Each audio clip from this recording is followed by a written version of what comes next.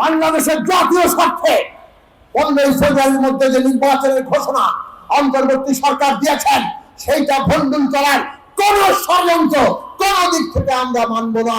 দেশকে সংহত করা দরকার, দেশকে গড়ে তোলা দরকার, রাষ্ট্র এবং রাজনৈতিক পরিস্থিতির মধ্যে স্থিতিশীলতা আনা দরকার। এই সরকার যে ফ্যাসিস্ট আমরা পরিষ্কার করে বলেছিলাম, এই সরকারকে যে ক্ষমতা থেকে বিদায় দিতে হবে আমরা পরিষ্কার করে বলেছিলাম। এই যে বন্দোবস্ত, এই যে লুটের বন্দোবস্ত, লুটের ব্যবস্থা, এই ব্যবস্থা চলবে না। নতুন রাজনৈতিক বন্দোবস্ত লাগবে, নতুন গণতান্ত্রিক বন্দোবস্ত লাগবে, পরিষ্কার করে বলেছিলাম। এখনো 13 মাস ধরে বলছি, আমরা যদি আমাদের এই সত্যিকার ভাবে নতুন বন্দোবস্ত চাই, গণতন্ত্র চাই, তাহলে বিচার, সংস্কার, নির্বাচন আমাদের লাগবে। আমরা বিচার চাই, আমরা সংস্কার চাই, আমরা নির্বাচন চাই এবং ফেব্রুয়ারির মধ্যে নির্বাচন হতে হবে।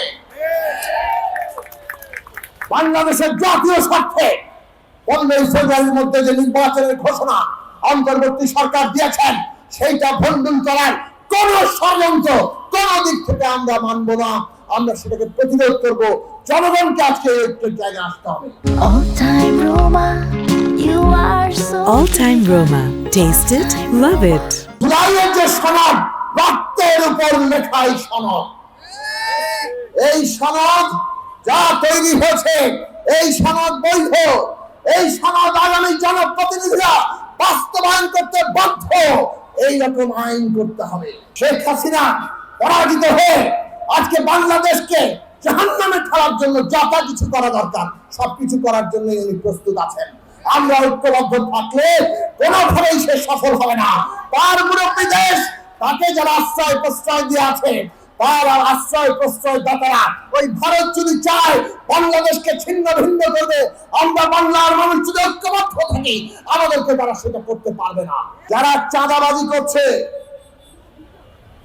আর যারা ক্ষমতার নানান ফাঁক করে বসে বড় বড় সচিব, ডিজি, বিভিন্ন প্রকল্প পরিচালক, প্রতিষ্ঠানের এমডি হয়ে বড় বড় প্রকল্পের ভাগ নিচ্ছেন, আমরা খবর রাখি। এমনকি বৈষম্য বিরোধী ছাত্র আন্দোলন, তার অনেক সমন্বয়কদের বিরুদ্ধে অভিযোগ উঠেছে। বিএনপি, জামাত, এনসিপি আজকে দুর্নীতির নানান অভিযোগ থেকে তারা কেউ বাইরে নয়।